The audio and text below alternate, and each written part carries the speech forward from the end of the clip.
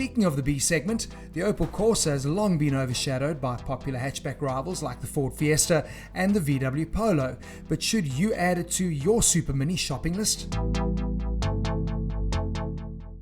This is the Opel Corsa Sport, and I think let's start off with unpacking what we mean by sport. We don't mean the full-fat Polo GTI or Clio RS. We're talking more Clio GT line or Peugeot 208 GT line. Warm hatches instead of hot hatches. Now, as car enthusiasts, we tend to get excited when we hear the word sport. But as Sean mentioned, in the case of the Opel Corsa Sport, the sport is a little bit of a misnomer. That being said, there is a lot to like about this little car.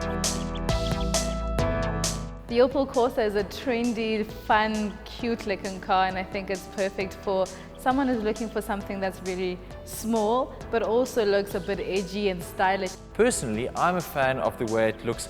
On the Sport, you get nice touches like the sill extensions, and those 17-inch alloys are beautiful.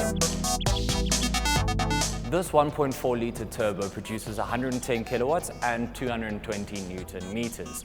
And the engine itself is actually not too bad. It's punchy and makes actually quite a nice little sound. It does suffer from low down lag though. But once it gets going, it was really punchy, it was really nifty. What I liked most was the suspension setup, and that's because it goes against the current trend of making suspension systems overly firm. I feel like they did keep a good balance between the stiffness and compliance of everyday driving.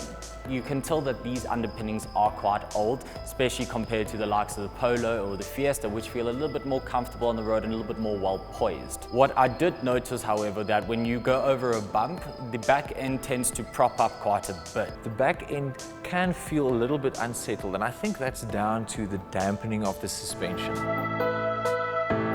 The interior I found was quite dark. Where the Corsa is starting to show its age, and this is not specific to the Sport, is in the interior packaging.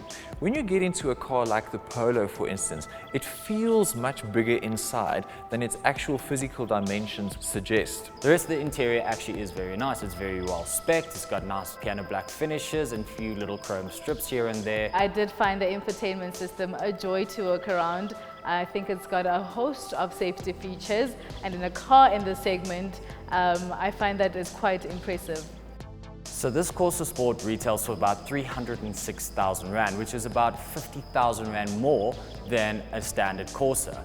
But you would probably find better value if you shop lower down the range. For me, the 1-litre turbo that's fitted into a standard Corsa is just as good, if not better, than this engine over here. Although it does make less power, it just feels a little bit more punchy, a little bit more refined. And if it's something really sporty you're after, I would suggest you wait for the GSI, which is coming later this year.